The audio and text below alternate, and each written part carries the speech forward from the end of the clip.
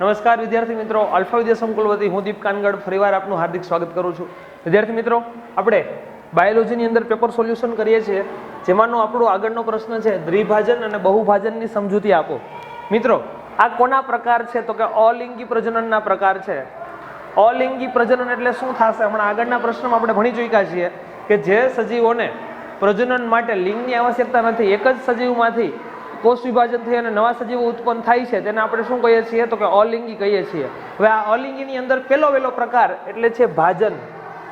આ જે ભાજન છે એ બે પ્રકારનું હોય. ભાજનની અંદર બે પ્રકાર પડે. એક છે દ્વિભાજન, જે આપણે આગળ શીખવાના છીએ, અને બીજું છે બહુભાજન, જે પણ હમણાં શીખવાના છીએ. ઓકે, તો આ બંને કોના પ્રકારો છે? તો કે ભાજનના. ભાજનના મુખ્ય કેટલા પ્રકારો? તો કે બે. આ પ્રશ્નો તમને કંઈક અલગ રીતે એવું પણ પૂછાય કે ભાજનના પ્રકારો સમજાવો, તો પણ આપણે આ સેમ ટુ સેમ લખવાનું થશે. દ્વિભાજન એટલે એકમાંથી બે સજીવો બનશે.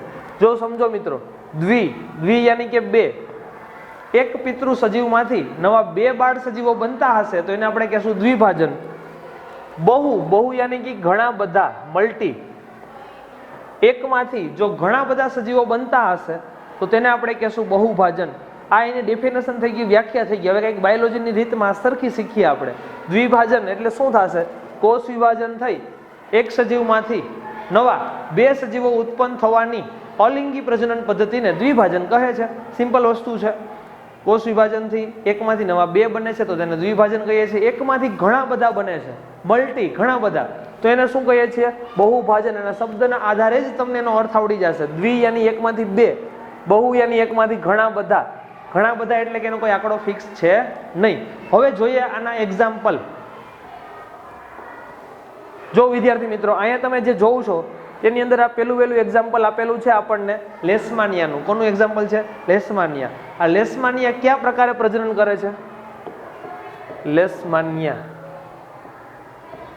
દ્વિભાજન પ્રકારે પ્રજનન કરે છે. દ્વિભાજન યાની કે એકમાંથી નવા બે સજીવો ઉત્પન્ન થશે. જો આ એનું એક પિતૃ સજીવ છે, આ એકની અંદર પેલા અલગ અંદર નાની એવું માત્ર તંતુ ઉત્પન્ન થયું, એમાંથી આ તંતુ મોટું થયું અને શું થયું? તો કે એકમાંથી કેટલા સજીવો ઉત્પન્ન થવાની તૈયારી? બે. અને અહીંયા કેટલા? તો કે બે કમ્પ્લીટ થઈ ગયા છે.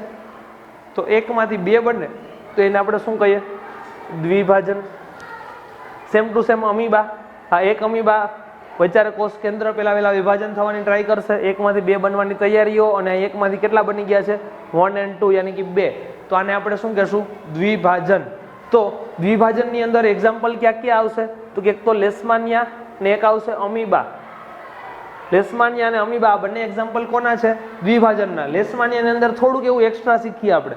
લેશમાનિયા કયા રોગ માટે જવાબદાર? તો રોગનું નામ આવશે કાલા અજાર. આ કાલા અજાર નામનો રોગ છે. આ રોગ થવા માટે જવાબદાર કૃમિ કઈ છે? તો કે લેશમાનિયા. તમને હેતુલક્ષીની અંદર કામ આવશે મિત્રો. પ્રશ્નની હારે આપણે હેતુલક્ષી પણ કમ્પ્લીટ કરીએ છીએ. જસ્ટ ખાલી તમારી જાણ ખાતર કે આ વસ્તુ તમને ખાસ ઇમ્પોર્ટન્ટ છે. બોર્ડની એક્ઝામમાં MCQ હેતુલક્ષી કોઈ પણ જગ્યાએથી પૂછાઈ શકે છે. ઓકે, તો તમને બોર્ડની એક્ઝામમાં બહુ સારા માર્ક આવે એના માટે થઈને આપણો આ પ્રયત્ન છે. આલ્ફા વિદ્યા સંકુલના બાળકો બોર્ડમાં 100 માંથી 100 માર્ક લાવે તો એની પાછળનું કારણ શું છે? તો કોઈ ઝીણવટ ભરી વસ્તુનો એને ખ્યાલ હોય. ઓકે, દ્વિભાજન યાની કે એકમાંથી બે બનશે. હવે વાત કરવાની છે બહુભાજન. બહુભાજન જેની અંદર એક્ઝામ્પલ છે પ્લાઝ્મોડિયમ. પ્લાઝ્મોડિયમ આજે ઉપર તમે ડાયાગ્રામ જોવો છો એ કોની છે? તો કે પ્લાઝ્મોડિયમ. શું થશે? તો કે અંદરના ભાગેથી આ જે સજીવો છે કોઈ એક ભાગ તૂટશે, અંદરના ભાગેથી આ બધા બહાર નીકળી જશે. આની સંખ્યા આપણે ગણી શકીએ એમ છીએ નહીં, એટલે એને કહેવાય બહુભાજન. એકમાંથી ઘણા બધા સજીવો બનશે એટલે બહુભાજન. એકમાંથી માત્ર બે સજીવો બને તો એને કહેવાય દ્વિભાજન. દ્વિભાજનની અંદર એક્ઝામ્પલ અમીબા અને લેશમાનિયા.